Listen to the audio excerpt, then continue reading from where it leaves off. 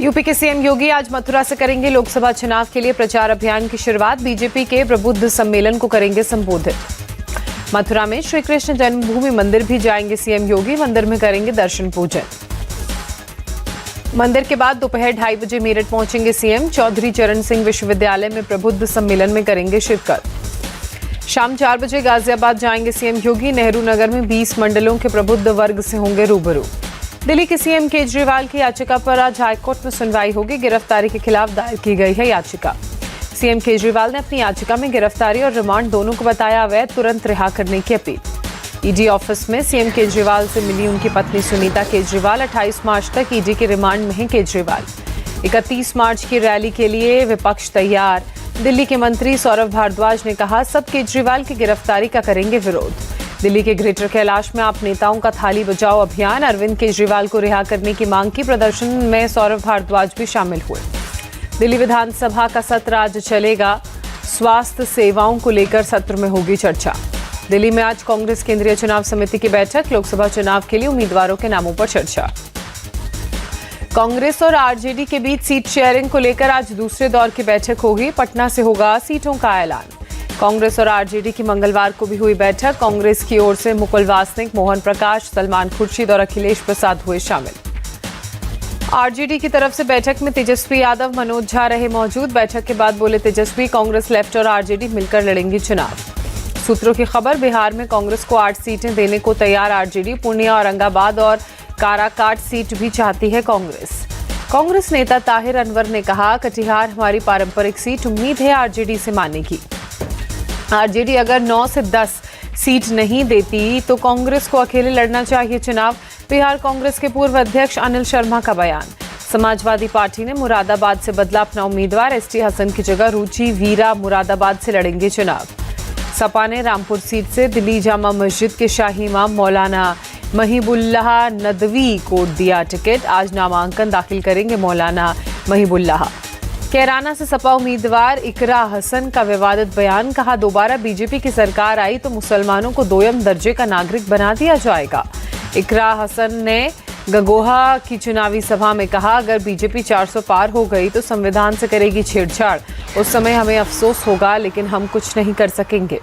शिवसेना उद्धव गुट आज जारी करेंगी अपने उम्मीदवारों की पहली सूची। 15 से 16 उम्मीदवारों के नामों का कर सकते हैं ऐलान। एनसीपी शरद पवार गुट के पार्लियामेंट्री बोर्ड की आज होगी बैठक। शरद पवार समेत सीनियर नेता रहेंगे मौजूद। शरद पवार की पार्टी ने भिवंडी सीट पर ठोकी दावेदारी। प्रवक्ता महेश तापसे ने कहा, कांग्रेस से बेहतर हमारा नेटवर्क। बारामती से अजीत पवार की पत्नी के खिलाफ चुनाव लड़ने के ऐलान पर विजय शिवतारे को नोटिस। शिवतारे ने 24 घंटे में जवाब मांगा।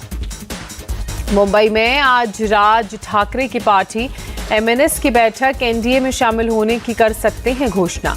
महाराष्ट्र में एनडीए के बीच सीट बंटवारा फाइनल। 28 मार्च को महायुति करेगी ऐलान। महाराष्ट्र के डिप्टी सीएम अजीत पवार का ऐलान। रायगढ़ सीट से सुल्तान सुनील तटकरे लड़ेंगे चुनाव। केंद्रीय मंत्री नितिन गडकरी आज भरेंगे नामांकन। नागपुर लोकसभा सीट से हैं बीजेपी के उम्मीदवार।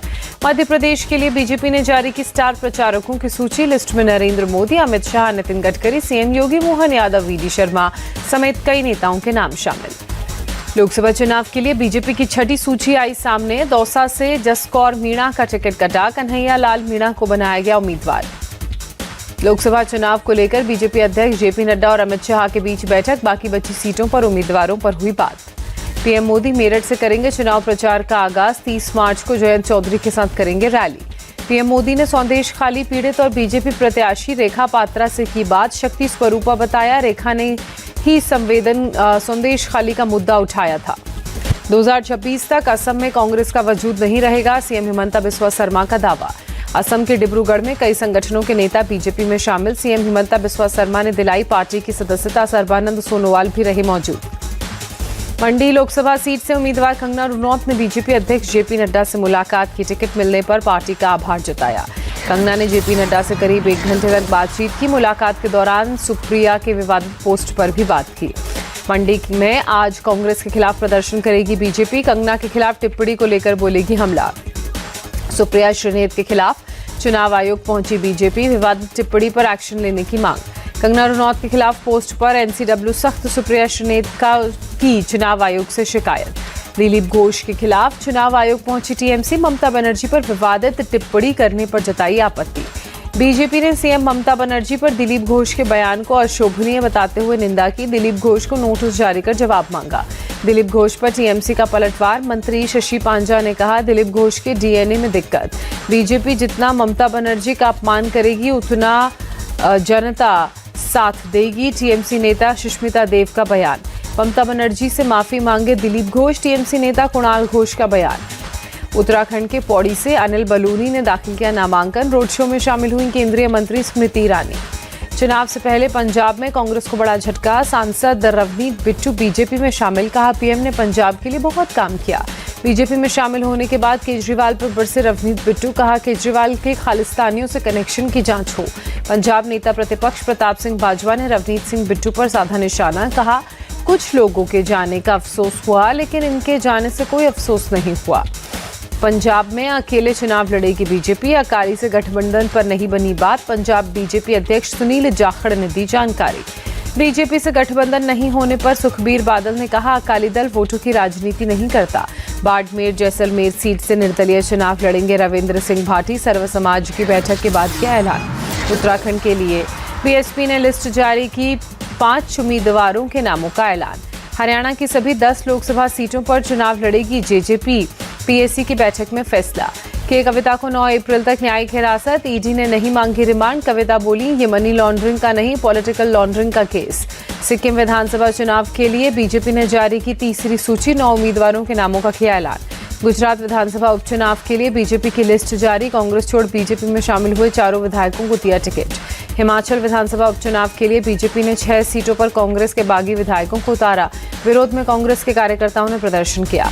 केंद्रीय कैबिनेट की आज सुबह 11 बजे होगी बैठक। पीएम मोदी करेंगे बैठक की अध्यक्षता। रामकृष्ण मठ और रामकृष्ण मिशन के अध्यक्ष श्रीमद स्वामी स्मरणानंद जी महाराज का देर रात निधन। 95 साल के स्वामी स्मरणानंद काफी दिनों से थे बीमार। पीएम मोदी ने स्वामी स्मरणानंद जी के निधन पर दुख जताया। सोशल मीडिया पर उनके साथ फोटो शेयर कर लिखा, उनकी करुणा और बुद्धिमत्ता पीढ़ियों को प्रेरित करती रहेंगी। जम्मू कश्मीर के पुंछ में गुरुद्वारे के करीब एक गली में धमाका, लोगों में दहशत। घरों से बाहर निकले लोग। रात 11:15 बजे हुआ धमाका। पुलिस की टीम ने इलाके की घेराबंदी की। ब्लास्ट की जगह से पुलिस ने छर्रों को इकट्ठा किया। पुलिस को आशंका ग्रेनेड फेंक कर किया गया हमला। धमाके वाली जगह दीवार पर कई छर्रों के निशान। घरों के अंदर तक मिले छर्रे। पुलिस आसपास के इलाकों में चला रही है सर्च ऑपरेशन। धमाके में किसी को नहीं लगी चोट। ब्लास्ट के बाद मौके पर पहुंचे पुलिस और सेना के जवान। बॉम्ब स्क्वाड भी ब्लास्ट की जांच में जुटी। धमाके के बाद लोगों की प्रशासन से गुहार, ब्लास्ट की सही तरीके से जांच हो। सेना और सरकार से कड़ी चेतावनी की भी मांग। लेह में सामाजिक कार्यकर्ता सोनम वांगचुक ने 21 दिन बाद तोड़ा अनशन, कहा आंदोलन नहीं हुआ है खत्म, अब महिलाएं करेंगी अनशन। लद्दाख को पूर्ण राज्य बनाने की मांग को लेकर 6 मार्च से सोनम वांगचुक कर रहे थे अनशन। मांगों को लेकर कई बार आंदोलनकारी और सरकार की कमेटी के बीच भी हुई है बैठक। 2010 के दंगे के आरोपी तौकीर रजा आज बरेली की कोर्ट में करेगा सरेंडर। हाई कोर्ट ने तौकीर रजा को 27 मार्च को कोर्ट में सरेंडर करने का आदेश जारी किया था। तौकीर रजा तबियत बिगड़ने की वजह से दिल्ली के अस्पताल में था भर्ती। रविवार को तौकीर रजा को आया था हार्ट अटैक। गुरुग्राम और फरीदाबाद में ईडी का action. RS infrastructure private limited के ठिकानों पर रेड। वॉशिंग मशीन से मिला 2.5 करोड़ से ज्यादा कैश। ओडिशा के संबलपुर में बाइक पर खड़े 2 लोगों पर बम से हमले में 3 लोग घायल। घायलों को भेजा गया अस्पताल। फ्लाईओवर से बाइक पर खड़े लोगों पर फेंका गया देसी बम। इलाके में बड़े तनाव को देखते हुए पुलिस बल की तैनाती की गई। पुलिस बदमाशों की तलाश में जुटी। मेडिकल प्रवेश परीक्षा सीयूईटी यूजी के लिए आवेदन तारीख 31 मार्च तक बढ़ी। यूजीसी अध्यक्ष ने दी जानकारी। रामलला के दर्शन के लिए कोई शुल्क नहीं लिया जा रहा है। चंपत राय ने श्रद्धालुओं को अलर्ट रहने को कहा। अमृतसर के स्वर्ण मंदिर में धूमधाम से मनाया गया होली महोत्सव। भारी संख्या में श्रद्धालु हुए शामिल। मथुरा में श्री कृष्ण जी के बड़े भाई बलदाऊ जी के घर पर हुई होरंगा। हुरियारिनों ने हुरियारों के कपड़े फाड़कर शरीर पर जमकर बरसाए कोड़े। भारी संख्या में होली देखने पहुंचे भक्त। राजस्थान के उदयपुर में बम और पटाखों से खेली गई होली। परंपरा के अनुसार रात में मशाल के बीच जमकर किया जाता है गन फायर। भारी संख्या में लोग पहुंचते हैं होली देखने। अमेरिका के बाल्टीमोर में ऐतिहासिक पुल फ्रांसिस स्कॉट की से मालवाहक जहाज टकराया। ताश के पत्तों की तरह चंद सेकंड में ढह गया पुल।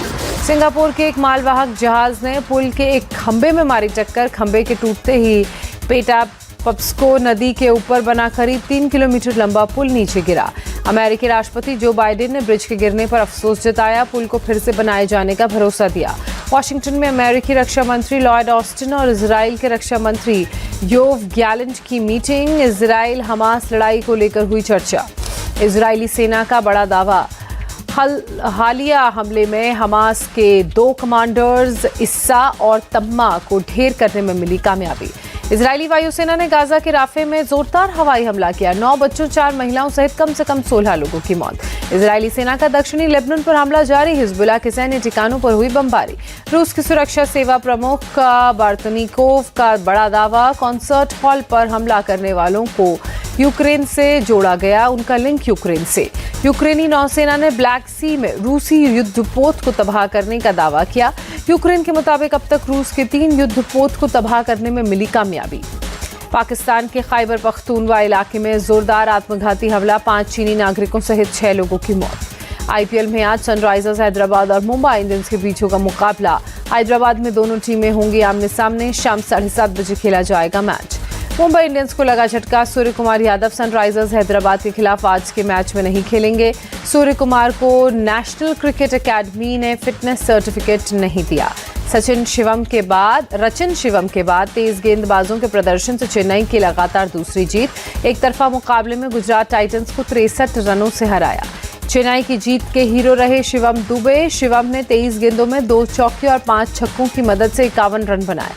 गुजरात के सभी गेंदबाजों ने जमकर लुटाए रन। राशिद खान को सबसे ज्यादा 2 विकेट मिले। साई किशोर के अलावा स्पेंसर जॉनसन और मोहित शर्मा को 1-1 विकेट मिला। गुजरात की ओर से साई सुदर्शन ने सबसे ज्यादा 37 रन बनाए। रिद्धिमान साहा और डेविड मिलर ने 21-21 रन बनाए। बाकी बल्लेबाज कुछ खास कर नहीं पाए। चेन्नई के गेंदबाजों ने अच्छा प्रदर्शन किया। दीपक चाहर, मुस्तफिजुर रहमान और तुषार देशपांडे ने 2-2 विकेट लिए। डरेल मिचेल और मथीशा पथिराना को 1-1 विकेट मिला। चेन्नई ने पहले बल्लेबाजी कर गुजरात टाइटंस को दिया था 207 रनों का लक्ष्य का पीछा करने उतरी। जीटी की पूरी टीम 143 रनों पर ढेर हुई। फुटबॉल वर्ल्ड कप क्वालिफायर मुकाबले में भारत की शर्मनाक हार। निचली रैंकिंग के अफगानिस्तान की टीम ने 2-1 से दी शिकस्त। भारत की ओर से सुनील छेत्री ने दागा 1 गोल।